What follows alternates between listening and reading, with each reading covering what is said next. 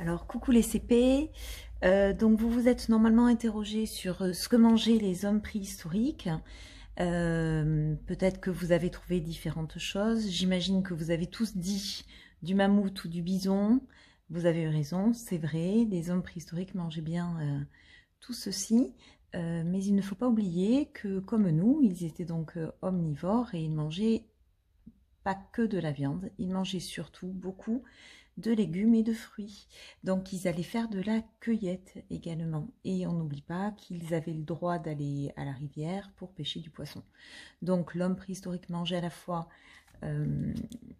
fois donc du poisson, de la viande, et il cueillait beaucoup de baies, de racines, de noisettes qu'il trouvait dans la nature au printemps et en été et en automne.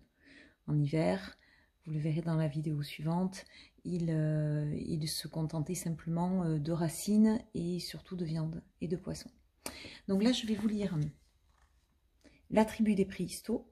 Donc dans la tribu des préhistos, il y a plusieurs chapitres. Moi, je vais vous raconter la chasse au mammouth qui montre un petit peu et qui explique comment les hommes préhistoriques donc chassaient les animaux et avec quoi.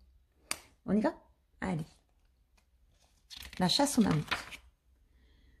Ce matin, de bonne heure, la tribu des préhistos part à la chasse. Roar grimpe à la cime d'un grand arbre pour faire le guet.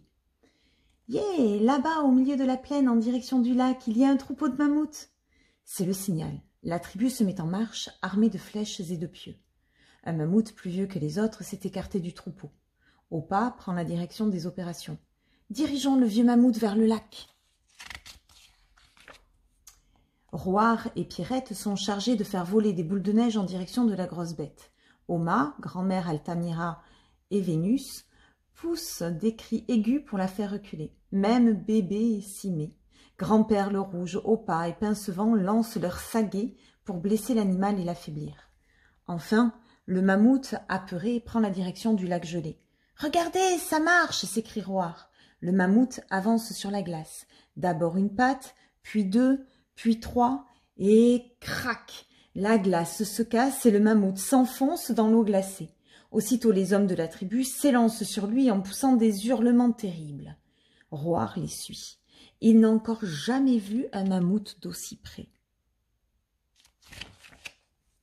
Le mammouth est énorme. Il est enfoncé dans l'eau glacée et se débat en vain. Il n'arrive pas à se dégager. Plus il bouge, plus il s'enfonce. Peu à peu, le mammouth s'épuise et les hommes l'achèvent à coups de pieux. Pierrette donne à chacun un silex aiguisé pour découper la bête. Grand-père le Rouge s'occupe des défenses. Oma et Vénus récupèrent la peau. Opa et Pincevent découpent la viande en morceaux. Tout le monde est intéressé, même les loups. Roar et Pierrette les chassent à coups de pierre. Tout à coup, Oma s'écrie « Roar, attention !» Trop tard.